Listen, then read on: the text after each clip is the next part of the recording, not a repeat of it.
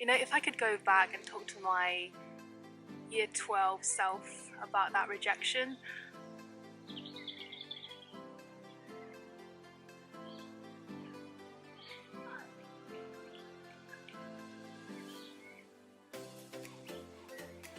Hi everyone, welcome to another video. If you don't know me, my name is Presence. I am currently a first year doing economics at LSE. This is my first time filming outside. Well, not my first time, but sit down video outside. No idea what the sound is going to be like. Fingers crossed it's going to be okay. If not, then apologise, it's not going to be the best, but it's just nice to change a bit of scenery because my house, my flat, is tiny and the background is not always the most flattering, so trying to mix it up a bit for you guys. But I didn't plan this video, but it was just something that came up to me the other day, and that it's already been over a year now.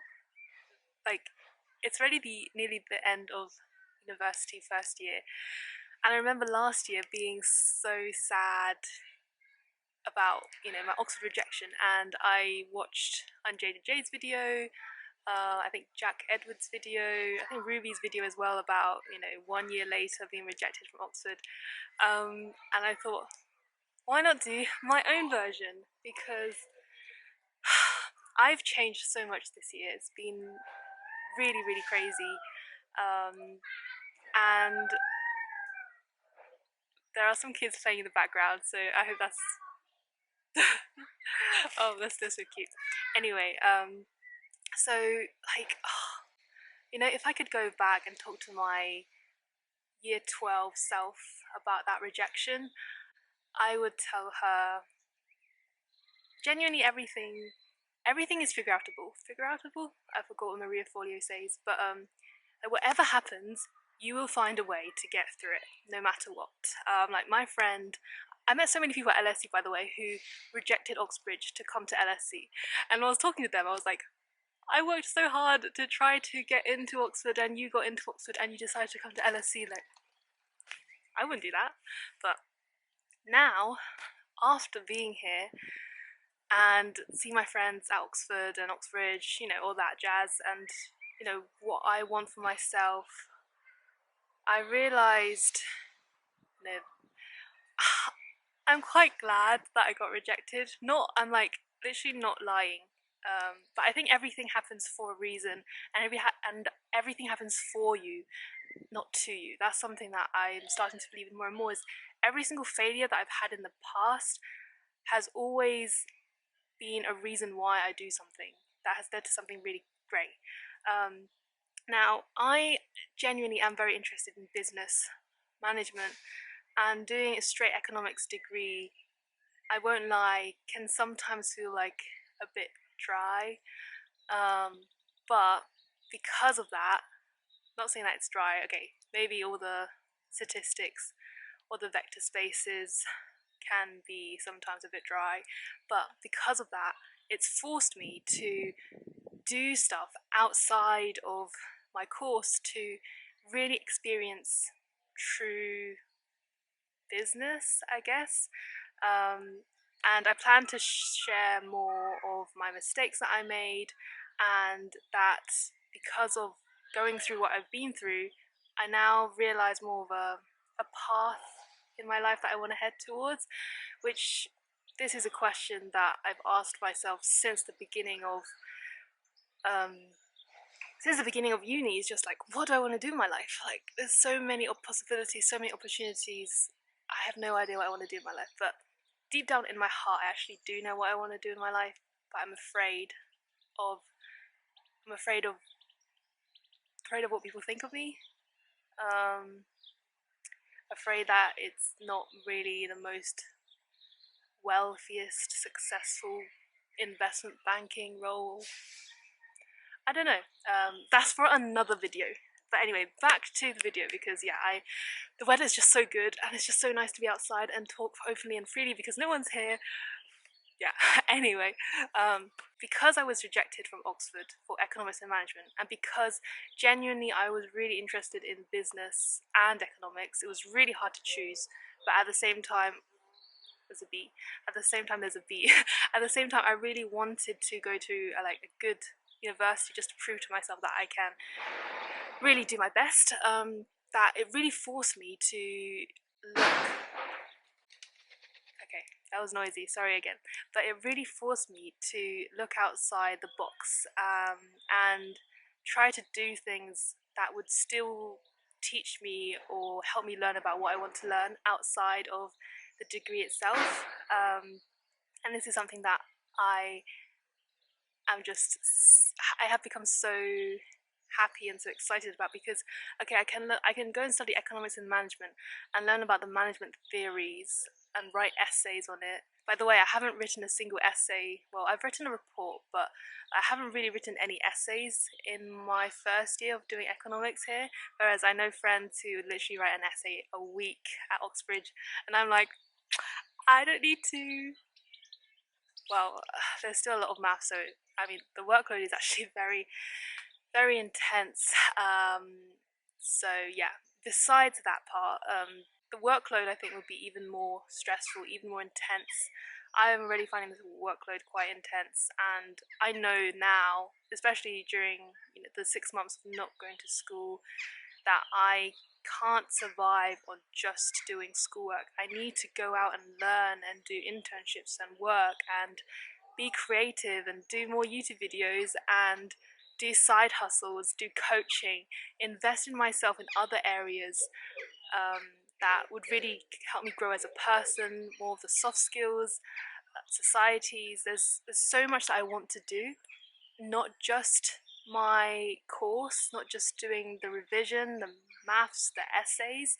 I genuinely feel like if I went to Oxford, probably max I would be able to just either do YouTube or do my podcast, which at the moment, both are, I love both, so this is why it's so hard to pick one and just go for it. I know that to be successful on YouTube you need to be very consistent, which is why I'm trying to build up the momentum and create a system for it.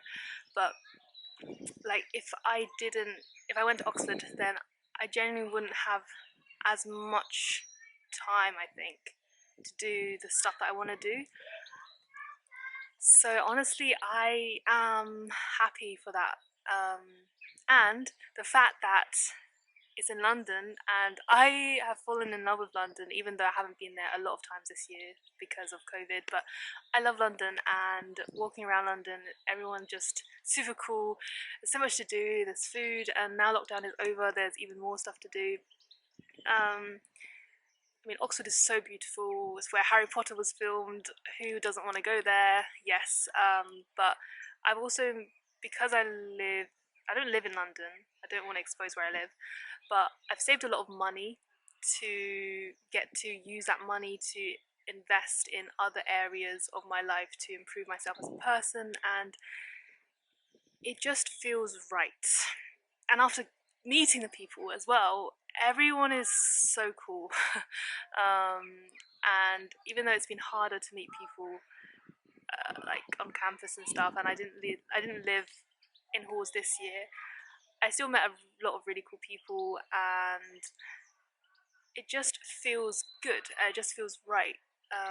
Even though the course in itself, I'm still trying to find, like, being completely honest. I'm still trying to find my way on, like, really finding the joy in studying and really finding the joy in doing so much stats and maths. Because yeah, that's one thing that I'm still trying to navigate. But back to the topic of being rejected from Oxford, I feel like, I'm happy now, and I don't regret anything that has happened. I don't know if you can hear the kids playing. Someone's crying, I think. Oh, but yeah, I think the main message is that I know friends here at LSE who decided to reject Oxbridge even when they got an offer, to go to a different university just because number one, the course wasn't for them, and number two, the location wasn't right, and number three is they don't think they would have a social life or have as much, or enjoy it as much as going to another university. And before, I really focused on going to the best because I thought that maybe recognition, maybe, as someone where my mom didn't go to university, I come from a single parent background. To me, it was really important to be quote unquote successful, um, and that's all that mattered. And I had no social skills. I had so many areas of my life outside of academics that I really needed to improve on, that I didn't really get a chance to focus on or see until I had that break, mainly COVID, but really reflecting on what is actually important to me personally, just kind of sharing, is it's not really all about getting into the best uni, but it's really about the process of aiming for that aiming for the best uni, but the process of getting it, the process of working hard towards that goal. And even if I didn't get there, I still learned a lot along the way.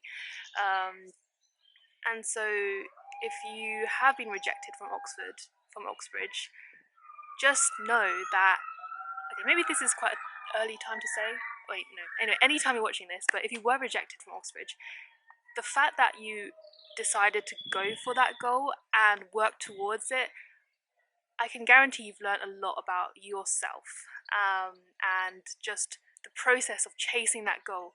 You've become someone new. You've become someone who's either more disciplined, who's more goal orientated, who's driven, who's ambitious. I've learned so much about chasing that goal, and I don't regret not getting in because I've still learned so much in the process. And now I'm at somewhere else. I've really learned about what's important to me and finding my way wherever I am.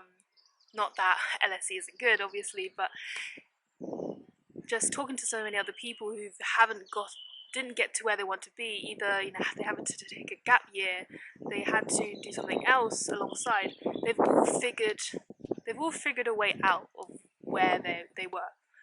Like, whatever situation in, I don't know how sad you are, how beaten up you feel about the rejection, but I can say one thing is that you would definitely 100% get out of it if you choose to.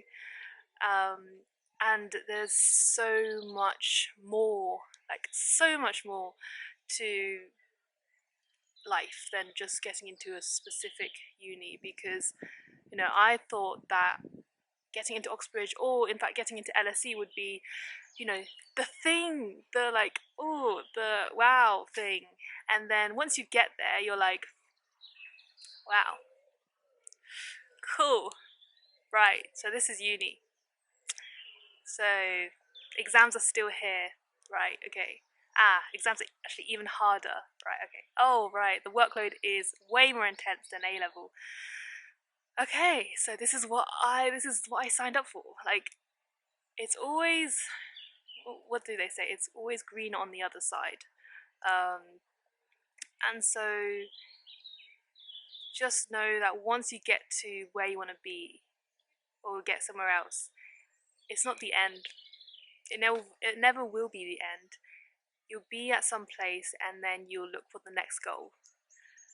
And it will just keep going. And so it's just understanding to appreciate where you are now and finding your way through wherever you are now. This was more of a rant, but to conclude, being rejected from Oxbridge, 1 year later, I figured out my way. I've discovered more about myself. I've learned more about myself. I had more time to do some crazy stuff and have some fun and just still learn about what I want to learn. If you want to learn about a course, or the joint degree, for example, me, I really wanted to learn about management, but I didn't get into the course.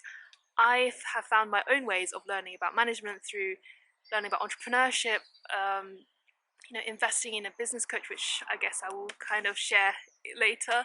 I am going to be launching also a coaching program for year 12s for their personal statements, and if you're interested to learn more about it, then send me a message on Instagram. I will also be doing future videos more about it, and I'm also planning to do something related to the TSA, which I'll also share more about it. And if by the time you're watching this, check out the TSA section 2 video. I will talk more about it. And yeah, there's just so many ways to learn about what you want to learn. It doesn't matter about the course. Yeah, that's all I want to say. The video is super long, so I will stop now, but just know that life will always find its way. If that's a quote. I don't know if that's a quote, but yeah. So I will see you next time, and make sure to like and subscribe and keep following me if you want to see more of me. But mainly my goal is to make videos that will help you in your journey, and just hopefully each video will add value to your life and improve you as a person and help you reach your goals. So yeah, until next time.